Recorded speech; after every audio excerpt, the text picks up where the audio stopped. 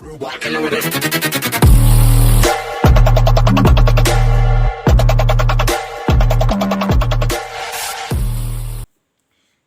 perkenalkan nama saya Anastasia Silvana Billy. Saya Anggia Perla Putri. Saya Andinesia Pramesti. Saya Angelina Yamlai. Saya Anggreni Amalia Suci. Noken sebagai salah satu warisan budaya Papua. Indonesia memiliki banyak sekali ragam budaya yang ada pada setiap provinsi, tak terkecuali Papua. Provinsi yang terletak pada timur Indonesia ini memiliki Noken sebagai salah satu warisan budayanya.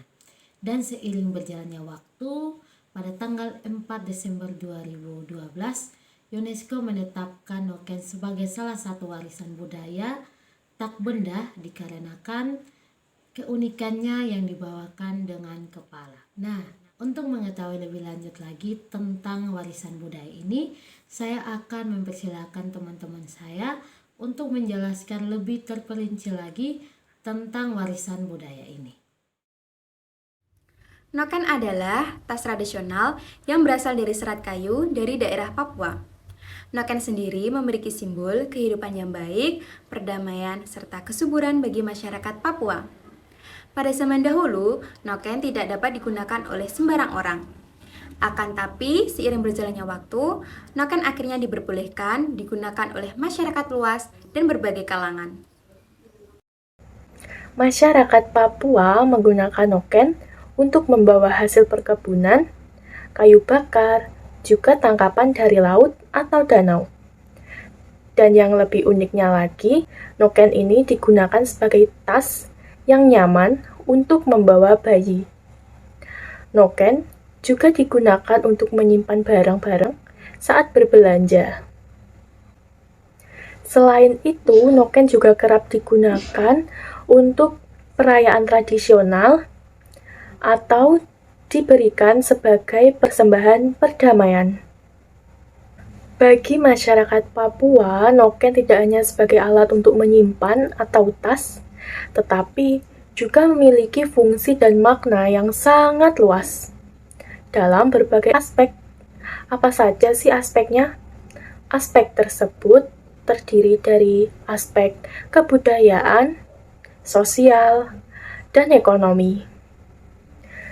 Nah, dari kegunaan dan fungsi Noken yang sudah disebutkan tadi, kita tahu bahwa Noken ini tidak hanya sekedar berfungsi untuk alat menyimpan, tetapi juga memiliki nilai kebudayaan yang terus diwariskan oleh leluhur.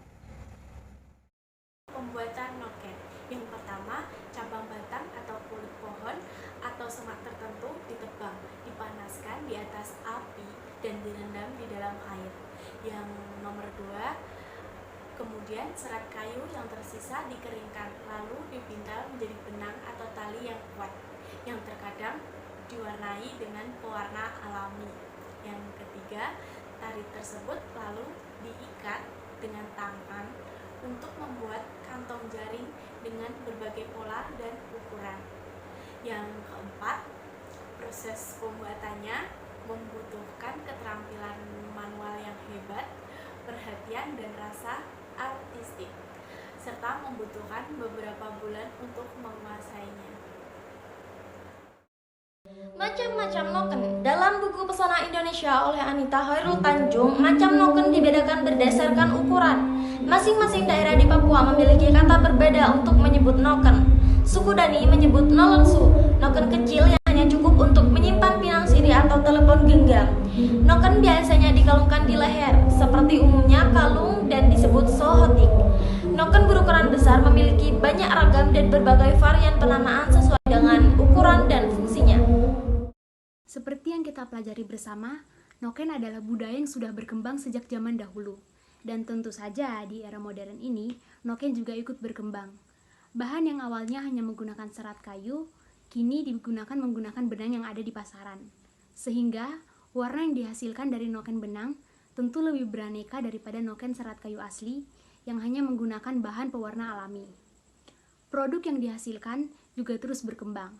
Jika tadinya hanya berupa tas, sekarang sudah dikreasikan menjadi berbagai hal, seperti baju, masker, tempat tisu, taplak, dan kreasi-kreasi sejenisnya. Dan tentu saja, seni membuat noken juga masih terus diajarkan turun-temurun dan bahkan dimasukkan dalam pelajaran kesenian di sekolah. Hal ini agar budaya noken tidak pudar, karena inilah budaya kebanggaan warisan nenek moyang kita.